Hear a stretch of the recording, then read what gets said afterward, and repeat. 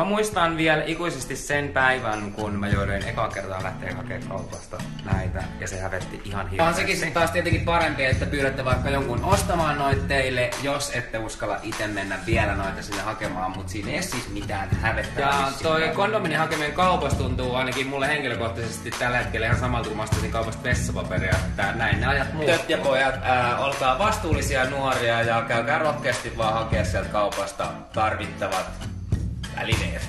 Jos sä et halua kuppaa ja kuutta muuta tautia, niin silloin sä käytät näitä. Onko asia selvä?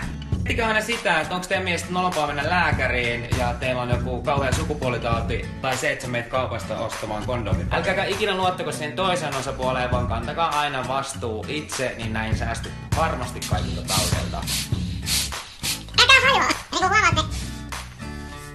Käy myös todella hyvin suihkumyssynä tai jos menette uimaan, ettekä halua kastella teidän